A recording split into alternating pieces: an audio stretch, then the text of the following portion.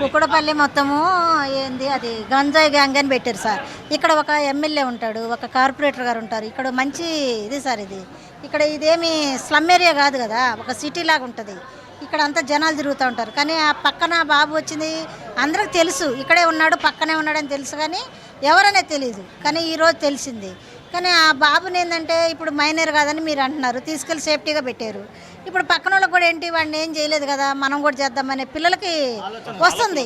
అదేం చేయాలంటే మీరు అక్కడ ఎమ్మడి తీసుకొచ్చేసి ఒక పెట్రోల్ బస్ తగలు పెడితే రెండో అవును సార్ కొత్త సార్ అప్పుడు కష్టాలు వేరే సార్. అప్పుడు ఏంటంటే ఒక తప్పు చేస్తే వాళ్ళకి ఒక శిక్ష అనేది ఒకటి ఉండేది. ఇప్పుడు అట్లా కాదు సార్. ఇప్పుడు పిల్లలు అంతా ఖరాబ్ అయిపోయినరు ఈ సినిమాలని ఫోన్లు చూసి. అది చట్టం కూడా కొంచెం స్పీడ్గా చేస్తే కదా సార్ వెనక పిల్లలకి భయం అనేది ఉండేది. అంతే సార్. అంటే అదే సార్ మేము అంటుంది, ఇప్పుడు మార్చాలి చట్టాలు కూడా కొన్ని మార్చాలి. ఉన్న సిచ్యువేషన్ బట్టి సార్ కొంచెం మీరు కూడా ఇప్పుడు ఎమ్మెల్యే ఏరియాది ఒక ముఖ్యమంత్రి గారు ఉన్నారు, కొంచెం ఏంటంటే లాయర్లు ఉన్నారు, చేయాలి.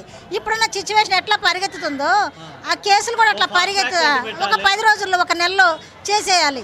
వాళ్ళు తీసుకెళ్ళి జైల్లో పెట్టి వాళ్ళకి అన్నం పెట్టి వాళ్ళకి చదివి ఇవన్నీ అవసరమా సార్? శిక్షించిన వాళ్ళకి శిక్షిస్తే వెనకాలన్నా జాగ్రత్త పడతారు కదా. వాళ్ళ తల్లి ఏం కోరుకుంది సార్, నా బిడ్డకు జరిగినా కానీ వేరే బిడ్డకు జరగొద్దంది. ఇప్పుడు అందరం అదే కోరుకుంటున్నాం.